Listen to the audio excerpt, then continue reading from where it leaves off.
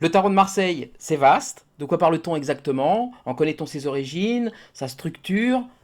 Comment choisir votre propre tarot personnel? Plus deux, trois petites astuces. C'est parti!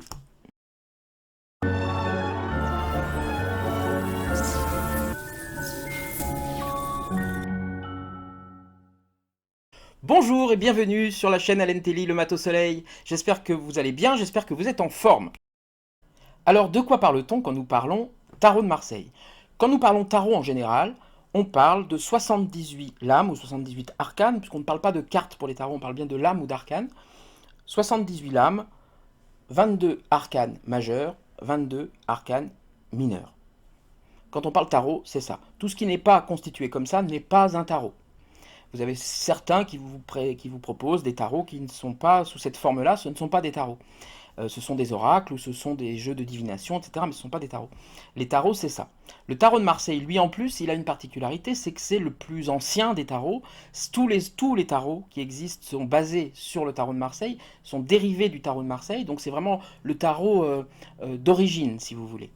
Maintenant, sur les origines du tarot, et puis le tarot de Marseille, bien sûr, pour préciser, euh, mais peut-être que c'est tout à fait évident pour vous, hein, si vous connaissez un peu, mais croyez-moi, il y a des gens, on leur explique et ils ont du mal à le percevoir au début. Donc voilà, je vous parle comme si vous ne connaissiez pas du tout. Le tarot de Marseille, il a cette particularité d'avoir ce type d'iconographie. Donc, et uniquement ce type d'iconographie. Un tarot de Marseille sera uniquement sous cette forme-là. Un tarot de Marseille ne sera jamais un tarot des anges, un tarot des fées, un tarot du bois secret, etc. Ce sont des tarots que j'utilise moi. Là, j'utilise notamment le tarot du bois secret, qui est un tarot un peu particulier que j'ai trouvé il y a très longtemps. Il y a, je sais pas, il y a peut-être une, je sais pas, à mon avis, quand il est sorti, il doit y avoir une quinzaine d'années. C'est un tarot que j'ai découpé, que j'ai travaillé, j'ai collé derrière des choses pour. Enfin bon, j'ai fait mon tarot et je l'utilise régulièrement. Mais ma formation, c'est le tarot de Marseille. Je pense que sans le tarot de Marseille, je serais moins rentré dans le tarot. Euh, En fait, l'apprentissage du tarot de Marseille va vous permettre après d'utiliser tous les tarots qui existent euh, d'une manière, à mon sens, plus efficace. Si vous faites l'apprentissage du tarot de Marseille, vous allez après pouvoir utiliser n'importe quel tarot et vous allez y voir des choses que vous ne perceviez peut-être pas dans les tarots modernes, les tarots Rider-Waite ou les tarots qui ont été faits bien après, souvent les tarots anglo-saxons qui ont utilisé le tarot de Marseille et qui ont décidé de le repeindre pour que ça soit plus... parce que c'est quand même une iconographie un peu... euh, qui peut paraître un peu vieillotte, le tarot de Marseille. Mais en fait, après, quand on tombe amoureux du tarot, croyez-moi qu'on ne trouve plus ça vieillot du tout. On les trouve, chaque image, euh, on les trouve très belles. Mais au départ, des fois, on a envie d'avoir des petits anges, on a envie d'avoir des choses. On se dit, ça va plus me parler, ça va être plus doux, ça va être plus clair, etc. Notamment sur les arcanes mineures, ou dans les tarots modernes, vous avez beaucoup de... Vous n'allez pas avoir des bâtons, des croix, des coupes, etc. Vous allez avoir vraiment un sens donné à la lame. Vous avez le 10 d'épée, par exemple, vous avez un homme allongé au sol, par exemple dans le Rider-Waite, avec des épées plantées dans le dos, du sang qui coule. Euh, pour moi, c'est un peu dommage de commencer par ces tarots-là, à faire de la taromancie. Je précise que tarologie, c'est l'étude du tarot, taromancie, c'est le tirage du tarot. Euh, vous allez avoir un peu de mal parce que c'est compliqué de trouver un sens positif à un homme mort au sol avec des épées plantées dans le dos et du sang qui coule. Or, le 10 d'épée, il a un côté tout aussi positif que négatif. Dans le Rider-Waite, il est que négatif. C'est compliqué d'y voir quelque chose de positif. Après, c'est une question d'imagination, mais ça ne vous aide pas au début à y voir vraiment quelque chose de neutre. La neutralité du tarot, elle est essentielle. Euh, les origines du tarot sont mystérieuses, tout simplement. C'est-à-dire que vous allez lire des bouquins, ce que je vous invite à faire. Je vous mettrai notamment sous la vidéo un lien, si vous voulez, avec une vidéo d'Arte qui doit se trouver sur YouTube, je crois. Donc, si elle y est, je vous mettrai la vidéo où vous avez vraiment des choses très intéressantes sur les origines du tarot, sur le mystère un peu du tarot de Marseille. Mais je vous conseille de lire des bouquins, voilà, de vous passionner. Il faut petit à petit vous passionner pour le tarot et vous verrez que c'est immense, immense, immense le tarot de Marseille. Le tarot en général, mais le tarot de Marseille, c'est immense. Ses origines, il y en a qui vont vous dire que ça vient d'Égypte, l'alchimie, l'alchimie, des grands prêtres égyptiens de l'époque antique. Il y en a qui vous disent que c'est passé par la Grèce. d'autres qui vont vous dire que ça vient d'Inde, que les quatre familles du tarot, la coupe, le bâton, l'épée et le denier, en fait, correspondent aux castes indiennes, et que ce sont des gitans justement qui ont été de la caste la plus basse, qui ont été un peu éjectés de l'Inde à l'époque, il y a très longtemps, et qui sont remontés, qui sont devenus des gitans, qui sont remontés par l'Europe centrale, etc. Et qui ont ramené ces iconographies en Italie, qui ont été Donc il y a plein de théories sur les origines du tarot. Sachez qu'il n'y a pas de créateur du tarot de Marseille, on ne sait absolument pas les noms que vous avez sur les boîtes de tarot, etc. Ce sont les éditeurs, ce sont les maîtres quartiers. Convert, Madenier, Chausson, Dodal, Vieilleville, qui ne sont pas tout à fait des tarots de Marseille, mais pour les deux derniers, mais ou Paul Grimaud, tout ça, ce sont des éditeurs, ce sont des imprimeurs, si vous voulez, mais ce ne sont pas les auteurs du tarot. Jorodowski, voilà, ce sont des gens qui ont retravaillé le tarot, qui l'ont réhabillé, recoloré, qui ont voilà, et qui l'ont imprimé. Jorodowski, c'est pas un imprimeur, hein, mais mais lui, il a retravaillé son tarot. Moi, je l'utilise, le tarot Jorodowski, je l'aime beaucoup, mais je sais que ce n'est pas le tarot d'origine, puisque le tarot d'origine, il n'existe pas. Alors, on a souvent, au début, tendance à se dire, mais alors c'est quoi le plus ancien? Ça doit être le plus près de la vérité. Faut, à mon sens, pas fonctionner comme ça. Il faut accepter le mystère du tarot. On ne sait pas d'où il vient. Il est mystérieux. Personne n'en a donné un mode d'emploi. Donc quand on vous dit ça, ça veut dire ça, ça veut dire ci, ça... Bon, ok. Qui l'a dit, quand, où, qui a décidé que... Voilà, il n'y a pas de dogme dans le tarot de Marseille. Il y a quand même des gens qui ont travaillé dessus depuis des années, depuis des siècles. Donc... et puis c'est quelque chose qui est très en lien, le tarot de Marseille aussi, avec une culture judéo-chrétienne. Donc ça ne veut pas du tout dire qu'il faut être croyant en un Dieu, quel qu'il soit, catholique, juif, musulman, etc., pour connaître le tarot. Mais c'est quelque chose qui est quand même qui est passé par ce tamis-là, et justement pour lutter contre une forme de répression qu'il y avait de la part de l'Église euh, en Occident, que des gens ont caché des symboles, euh, comme le faisaient les alchimistes ou les francs-maçons à l'époque, etc. Donc on cache des symboles pour que ça se perpétue sans que ce soit condamné, censuré par l'Église. Donc le tarot de Marseille, il est issu de toute cette tradition-là. Et ça, il faut simplement, au bout d'un moment, l'accepter. Pas se dire, moi je vais trouver quel est le vrai tarot, c'est quoi le vrai tarot, etc. Le tarot de Marseille, c'est un tarot qui a cette forme iconographique, point. Après, vous choisissez votre tarot selon vos goûts. Vous pouvez lire des sites, vous pouvez lire des avis, vous pouvez... moi, j'utilise le tarot Jorodowski, il y a des gens qui ne l'aiment pas. Il y en a qui utilisent le Paul Grimaud beaucoup. Moi, personnellement, je l'aime pas. Mais voilà, chacun ses goûts. Comment dire, le sens des tarots, les symboles vont rester à peu près les mêmes. Si vous avez un tarot où le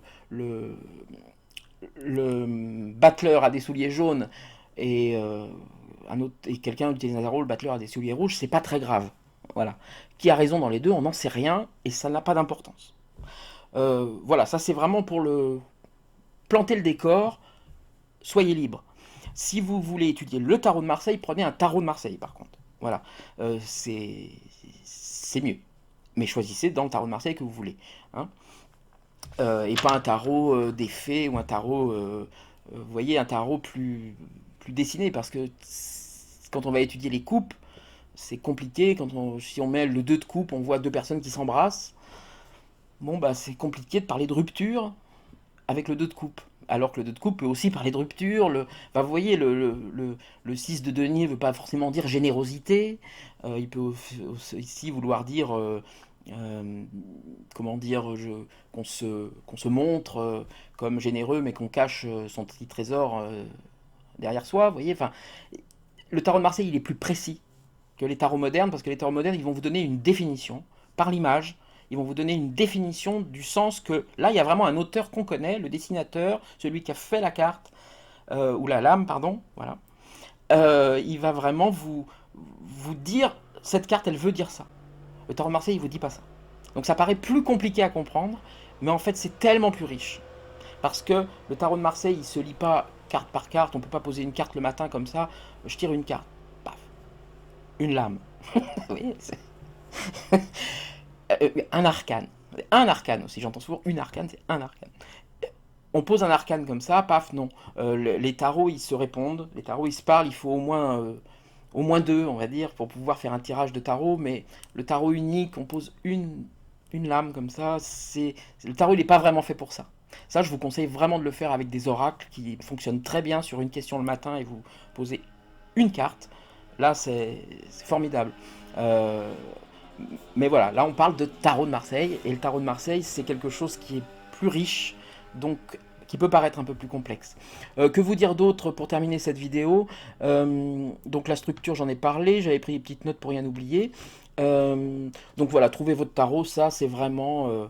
vous avez des formidables, je vous mettrai peut-être des liens aussi dessous, vous avez tarot héritage, vous avez les tarots originaux, enfin vous pouvez acheter des très beaux tarots ou des tarots pas chers du tout. Vous avez des tarots à 15 euros, à 10, 12 euros ou 18 euros, voilà.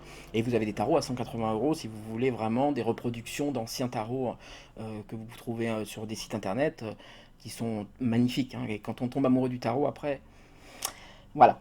C'est comme ça, je pense qu'on est tous un peu pareil là-dessus. Que vous dire d'autre? J'avais noté sur l'utilisation des tarots. euh, voilà, il peut y avoir une approche évidemment des tarots divinatoires, mais également une approche ésotérique et une approche psychologique. C'est-à-dire que vous n'êtes pas obligé d'utiliser les tarots. Il y en a qui vont vous dire pareil, avec les tarots de Marseille, on ne fait pas de divination. Moi, je fais de la divination avec les tarots de Marseille, ça fonctionne très bien. Voilà, oubliez les dogmes. Il faut pas. Il faut pas. Dites carte si vous avez envie, allez.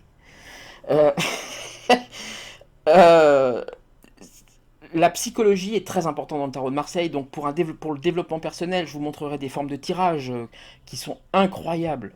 Incroyables pour essayer de se comprendre, pour comprendre ce qui se passe dans notre vie, les portes qui vont s'ouvrir devant nous, etc. Le tarot de Marseille, vraiment, les lames communiquent entre elles et avec vous. Donc voilà, c'est un instrument, c'est un art. Voilà, on appelle ça vraiment ça. C'est vraiment, pour moi, le tarot de Marseille, il est vraiment dans le gratin des arts divinatoires, quoi. Donc voilà, après visionnage de ce début de vidéo, j'ai enlevé la tâche qui était par là. Voilà. Donc je termine sur deux, trois petits dogmes, voilà, donc à mon avis il faut se passer si vous en avez envie, si vous en avez... Voilà, il faut faire ce que vous voulez. Faut-il regarder les tarots, faut-il mettre des lames à l'envers, à l'endroit, etc. Moi je les regarde à l'endroit, parce que ça me suffit, mais j'ai pendant une période essayé de justement de les mélanger pour qu'ils sortent soit à l'endroit soit à l'envers pour y donner un sens. Ça j'y reviendrai parce que ça peut être utile, moi ça fonctionnait très bien. Après c'est voilà, c'est une question de goût. Ça peut vous aider effectivement à les mettre un peu à l'endroit, un peu à l'envers. Faut pas y donner un sens par contre inversé, à mon sens. Voilà, ce qui est à l'endroit quand il sort à l'envers ne veut pas forcément dire le contraire. Enfin, même à mon sens pour les tarots ne veut pas dire le contraire de ce qu'il veut, de ce que la lame veut dire à l'endroit, mais ça l'atténue un peu. Ça dit oui, mais voilà, le sens de la lame reste le même, mais avec petite attention à porter voilà, sur certains éléments. Donc ça peut modérer un petit peu ou atténuer un enthousiasme ou atténuer une possibilité de négativité. Ça peut, voilà, faut trouver ce juste milieu. Mais avec le tarot de Marseille, à mon sens, une lame à l'envers ne veut pas dire l'inverse de la lame. Ça reste la lame, ça reste la figure, ça reste que la lame, le sens qu'elle a dans son parcours à travers le jeu. Et voilà, ça peut être intéressant, mais voilà, il n'y a pas de dogme. Si vous voulez retourner les lames, retournez-les. J'y reviendrai certainement. Je vous en parlerai certainement. Après, le tarot, évidemment, est bourré de mystères. Vous avez des choses, mais il y en a plein, plein, plein. Ça vous ne passerez votre temps à vous dire, mais et ça veut dire quoi? Et ça veut dire quoi? Et ça veut dire quoi? Alors vous allez faire des recherches, puis vous allez trouver des avis, puis vous allez trouver celui qui vous correspond, celui qui vous parle à vous, parce que chaque tarologue a sa façon de voir son tarot, a sa façon de ressentir les choses. Donc ce n'est pas des règles universelles, c'est simplement des schémas quand même qui sont eux universels parce que archétypaux, c'est-à-dire qui vont correspondre vraiment à l'être humain dans ce qu'il a de, de magique et puis aussi un peu de très terrestre et de divin aussi. Voilà, je ne vais pas partir dans plus d'ésotérisme comme ça, mais c'est vraiment quelque chose que vous allez petit à petit et même assez rapidement si vous vous passionnez vite pour le tarot, comprendre. Euh, Il y a des mystères. Voilà, par exemple, vous avez tempérance, vous avez la tempérance, vous avez la force, vous avez la justice. Il se trouve que c'est trois des quatre vertus cardinales. Si vous allez voir sur internet, ou peut-être que vous connaissez, les vertus cardinales, ce sont comment dire, des charnières un peu dans la vie, c'est cardinal, hein, comme les points cardinaux. Le nord, le sud, l'est, ouest, etc. Enfin, dans l'autre sens pour vous, pour l'est et l'ouest. Euh, et donc il en manque une. Et la quatrième vertu cardinale qui n'est pas dans le tarot, c'est la prudence. Il n'y a pas de lame dans les 22 arcanes majeures qui s'appelle prudence. Voilà, pourquoi? Alors on vous conseille peut-être d'oublier la prudence et de foncer. C'est le conseil que je pourrais vous donner pour les tarots de Marseille. Je vous souhaite une très bonne journée et je vous dis à la prochaine fois. Alors la prochaine fois, on va vraiment étudier la structure du tarot. Donc là, ça sera beaucoup plus imagé. Ça sera, voilà, vous aurez vraiment, je vais vous montrer les cartes. On va vraiment faire ça ensemble. On va vraiment décortiquer un peu la structure du tarot, les familles de tarot, comme ça, les couleurs du tarot. Euh, voilà, les choses essentielles à retenir en général comme ça sur la structure du tarot, qu'on va vraiment visualiser. Et puis dans deux vidéos, on commencera vraiment, voilà, les lames une par une. Je commencerai par le battleur, je vous expliquerai que c'est pas, je commencerai par le mat, je pense, mais voilà, je vous expliquerai que c'est pas forcément du tout une évidence de commencer par le mat, mais je le ferai, voilà, pour une question un petit peu de pratique. Le mat, puis le battleur, la papesse, l'impératrice, l'empereur, etc. On ira jusqu'à la lame 21. Et ensuite, les arcanes mineurs.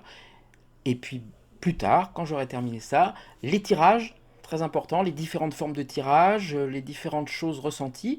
Puis après, ben, on fera ça peut-être, s'il commence à y avoir quelques abonnés, peut-être des lives pour pouvoir répondre à vos questions, pour pouvoir faire peut-être des choses ensemble, en direct. Pourquoi pas des tirages, pourquoi pas de répondre à quelques questions, pourquoi pas partager avec vous. Donc voilà. N'hésitez pas à me mettre des commentaires, c'est vachement important pour moi pour savoir un petit peu si ça vous plaît.